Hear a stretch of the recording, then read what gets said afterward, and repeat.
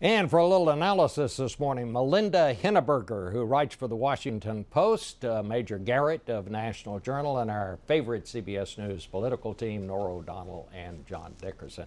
Major, I have got to start with you because there was this, I don't want to call it an incident, but this episode today where you were interviewing Marco Rubio, yes. I guess at a National Journal panel, yes. And you are sitting right next to Marco Rubio, and the whole question of vice presidency and who's going to be on the ticket came up, and here's what happened. Back to my life in print, but that doesn't mean I've forgotten all the sensibilities of television programming. So 3, 4, 5, 6, 7 years from now, if I do a good job as vice president, I'm sorry. You guys all got that, right? As a senator? You all got that, right? If I do a good job as a senator instead of a vice president, I'll have a chance to do all sorts of things. So there you go. So obviously it was a slip of the tongue, but what was that all about? It was you a think slip he of the wants tongue. to be on the ticket? He says he doesn't, and I had an interview with Senator Rubio about 3 months ago, and I said, look, let's understand as a predicate for this kind of question, the answer from a person like you is always no until it's yes, right? The nominee asks you, what are you going to do?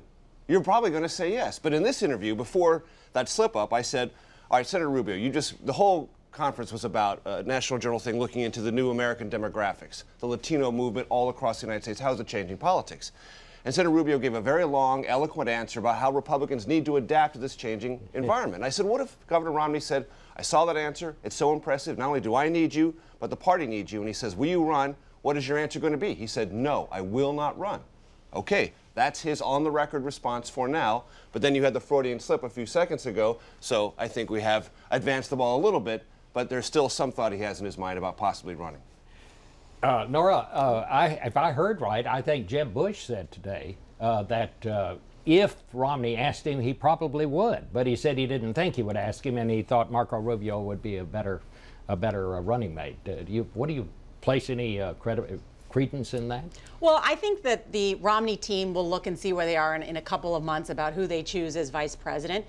Romney, no doubt, has a huge problem among Hispanic voters. I was just looking at the numbers in the Wall Street Journal poll that I think had Obama up 47 points among Hispanics, and Hispanics are the fastest and largest minority group in this country. They make up, I think, 13% of the population. Romney will not be able to win the presidency unless he does better among Hispanics, and they're important in a lot of those key swing states, Nevada, Colorado, New Mexico. President Obama this week began running Spanish language TV and radio ads in Colorado and Nevada. Those are states that are going to be extremely important in the Hispanic vote. So he may have to choose someone like Rubio if he doesn't improve in terms of his standing amongst Hispanics. Or Jeb Bush, who is married to a Hispanic and who also was the governor of Florida. This thing is getting so close. It may well be who he picks as vice president could make a difference. What do you make of these polls showing this race closing? Well, yeah, that's right. There's so many this week. But basically, at the top, it's tied. Basically, President Obama has a little advantage over Romney in these head-to-head polls. But this is not a titanic struggle of titanic candidates. This is a struggle of two weak candidates. The president's numbers, his approval rating under 50%. That's bad. 60% of the country thinks we're going in the wrong direction. That's an improvement, but still bad for an incumbent president. On the question of the economy, the president's approval rating, disapprove over approve by 10 points. But Mitt Romney is in bad shape, as we saw in all those Wall Street Journal polls. In the Washington Post poll, he is in the worst position of any party nominee since 1984. But if people don't want to go on a picnic with him, they do think he's competent, and that's the good thing for him. But you see in these two weaknesses why the president wants it to be a race about Mitt Romney and why Mitt Romney wants it to be a thumbs up or a thumbs down on the president. Melinda, I want to talk to you because you wrote a column in the Post this week called, and your column is called She the People. Today's column, you point out that women don't vote based on who the candidate is married to. And while Romney does seem to be closing the gap with women in general, certainly not with single women. How important is the women's vote, and can Romney get it? That's why I think they keep saying Ann Romney, Ann Romney, Ann Romney, because what else are they going to say? I honestly think there are huge questions about whether there's any way Romney can close the gap with women voters. And when you have when you're down 20 points with the majority of the electorate, that's a big problem.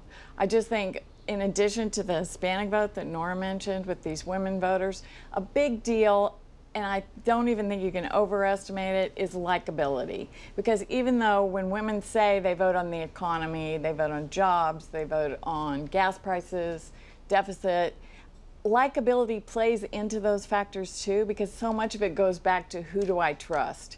And I really think that at this point, on likability and with the women voters, I really think even in the tight race we're seeing, at this point, so much is out of the incumbent's control. I would certainly give the edge to Obama at this point. I agree with you that people in a presidential race, unlike any other contest, they vote for the person they feel most comfortable with in time of crisis. Thanks to all of you. I wish we could talk longer.